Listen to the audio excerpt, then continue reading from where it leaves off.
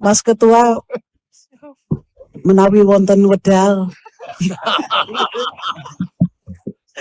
Monggo mampir. Matur nuwun Mas. Sampun. Matur nuwun Bang. Mbak Darling Tabuni, ini mungkin banyak teman-teman yang penasaran nih, bahasa Jawanya fasih itu kenapa? Cerita sedikit aja nggak apa-apa. Nami kula Jennifer Darling Tabuni. Kula numpang lahir teng Makassar.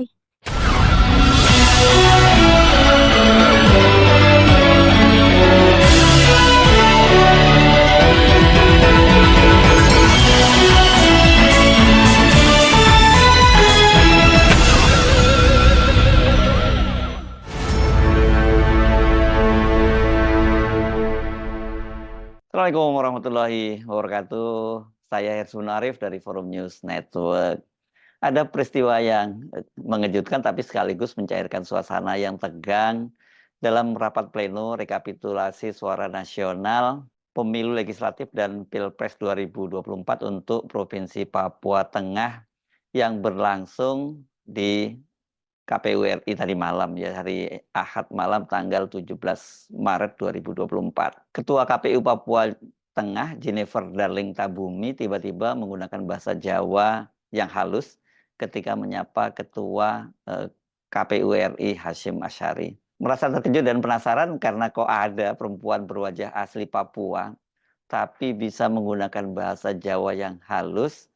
Hasyim Asyari itu langsung menanyakan hal itu kepada Jennifer. Silakan Ketua Papua Tengah.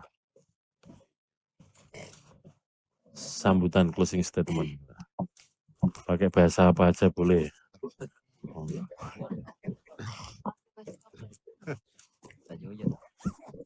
Terima kasih banyak.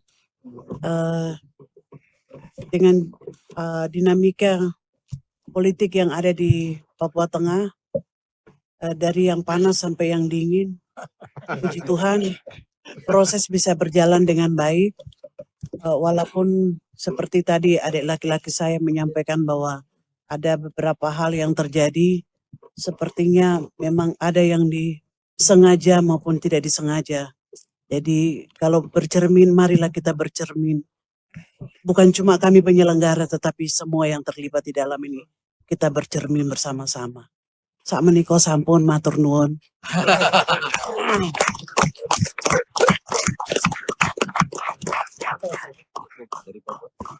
Nggak ada ucapan terima kasih kepada teman-teman penyelenggara di iya. Ya, penting. Kami menyampaikan terima kasih kepada pimpinan, Pak Ketua Korwil maupun semua pimpinan KPU RI, dan juga kami menyampaikan terima kasih kepada Ketua Bawaslu RI dan semua jajaran.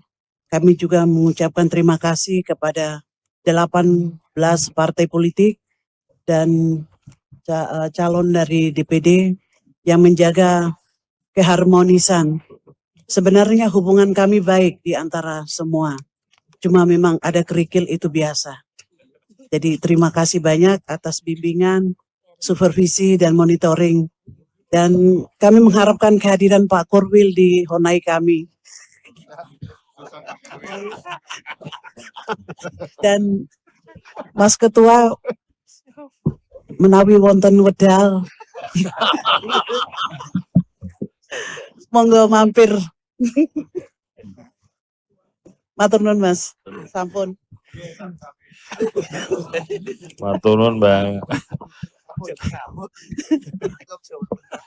Mbak Darling Tabuni, ini mungkin banyak teman-teman yang penasaran nih, bahasa Jawanya fasih itu kenapa? Cerita sedikit aja nggak apa-apa. Nami kula Jennifer Darling Tabuni. Kula numpang lahir teng Makassar, numpang kedene pun teng Jogja. Oh. Grogi. Jogjanya pun di Mbak Yu. Ditanya Jogjanya mana? Jogjanya mana? Kula teng Kalasan. Oh, Kalasan. Lere Mbok Brek Kalasan. Matur nuwun sangat, Mbak. Sami-sami pimpinan. Teman-teman KPU Provinsi Papua, kami ucapkan terima kasih. Rasa hormat kami yang setinggi-tingginya atas kerja keras teman-teman KPU Provinsi Papua beserta jajaran.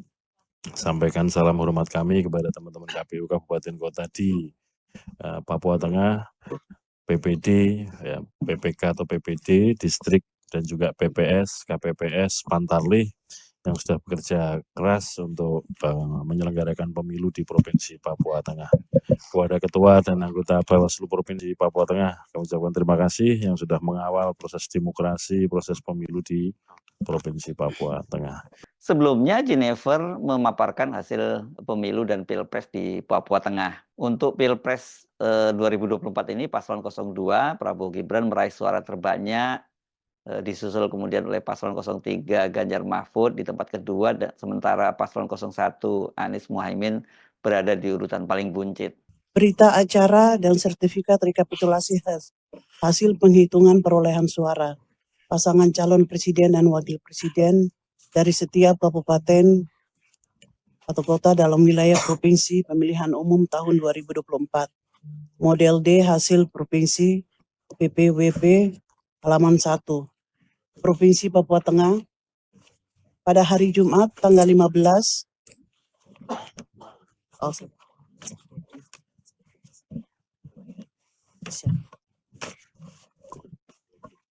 Provinsi Papua Tengah, data pemilih dan pengguna hak pilih, data rincian perolehan suara pasangan calon presiden dan wakil presiden. Nomor urut 1, 128577. Nomor urut 2, 638616. Nomor urut 3, 335089. Uraian data suara sah dan tidak sah. Jumlah seluruh suara sah 1102282. Jumlah suara tidak sah 31268. Jumlah seluruh suara sah dan suara tidak sah 1133550. Maaf. 1133530. Ya. Oh ya, minta maaf. Jumlah seluruh surat suara sah dan tidak sah 1133550.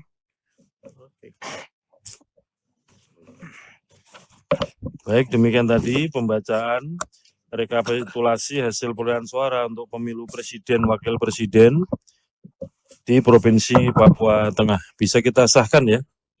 Ya, bismillah, sah. Pada waktu pemaparan hasil penghitungan suara ini memang sempat sedikit panas ya ketika seorang saksi dari Partai Amanat Nasional Papua Tengah itu memprotes hasil rekapitulasi nasional, dan rupanya protes ini sudah dilakukan sejak masih dalam perhitungan di tingkat kabupaten dan juga kemudian di provinsi. Suara mereka ini banyak berkurang, bahkan ada di satu kabupaten itu yang tadinya jumlahnya kalau nggak salah itu 22.000 gitu, tiba-tiba dalam rekapitulasi di provinsi menjadi 0. Interupsi pimpinan, kami dari PAN, terima kasih, salam sejahtera bagi kita sekalian. Assalamualaikum warahmatullahi wabarakatuh. Om Swastiastu, Namo Buddhaya, dan salam kebajikan. Selamat malam untuk kita sekalian. Nama saya Yoti Gire, saya caleg Partai Amanat Nasional. Berarti yang menulis ini ya? Siap. Yang menulis catatan keberatan? Siap. Nah, untuk sebagai saksi di rekap nasional ada surat mandatnya? Ada. Oke. Ada ya? Siap. Dicek surat mandatnya untuk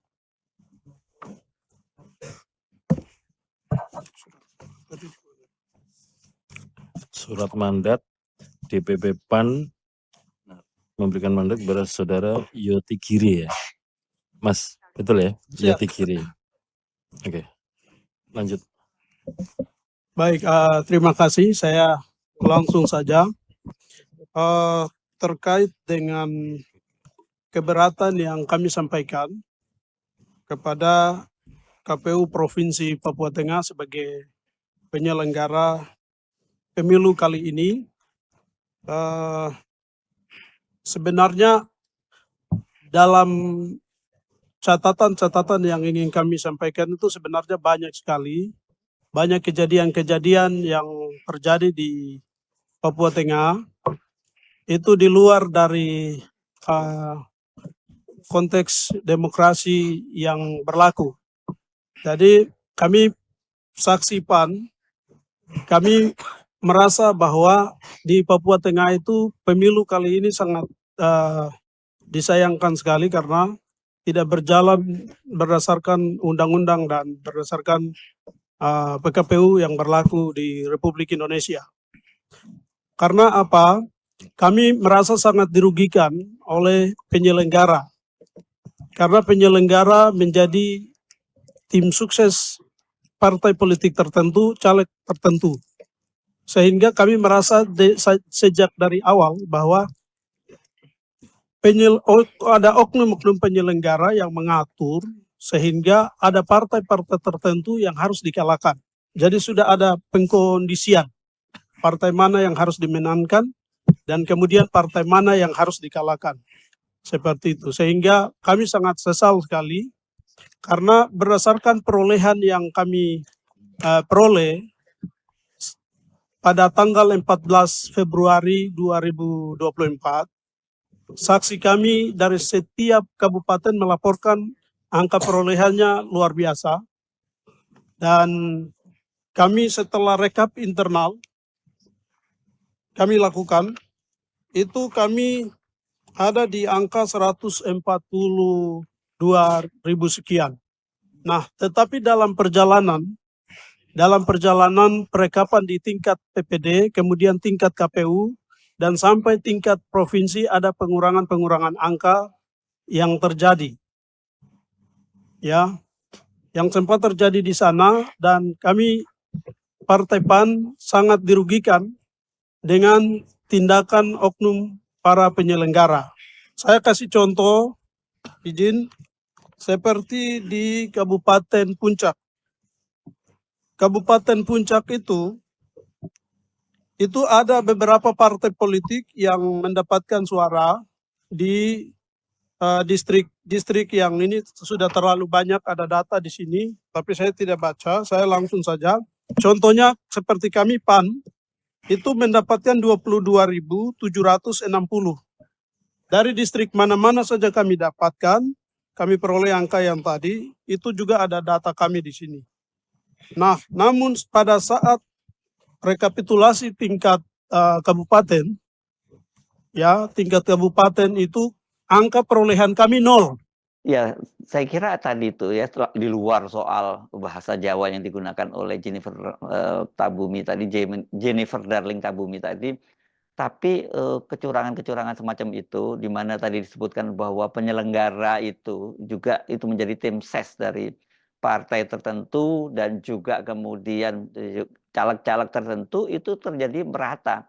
Apalagi saya kira seperti Papua yang ini kan jauh dari sorotan media massa. Di kota-kota yang sangat dekat, seperti di Pulau Jawa saja misalnya, di Jawa Tengah itu yang sekarang yang selama ini dikenal sebagai basis PDIP, dan sekarang PDIP itu ancur-ancuran suaranya di sana, terutama Ganjar Mahfud di Jawa Tengah, itu kan kecurangan juga terjadi secara masif. Ya apalagi untuk wilayah-wilayah yang jauh seperti di kawasan Papua, ini Papua Tengah lagi ya.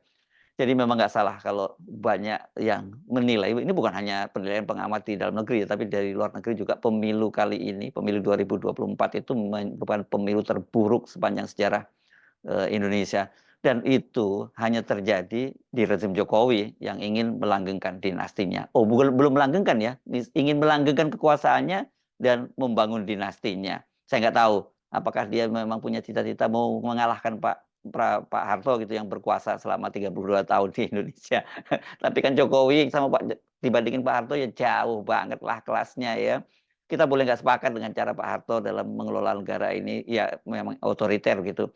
Tapi kalau soal pembangunan dan sebagainya, Pak Harto jelas punya konsep, dibantu oleh para tenaga, para teknokrat yang memang jagoan. Sementara Jokowi, Anda tahu sendirilah pembantunya seperti apa, dan kelas Jokowi sendiri seperti apa. Saya Arsul Arif dari Forum News Network. Sampai jumpa lagi. Wassalamualaikum warahmatullahi wabarakatuh.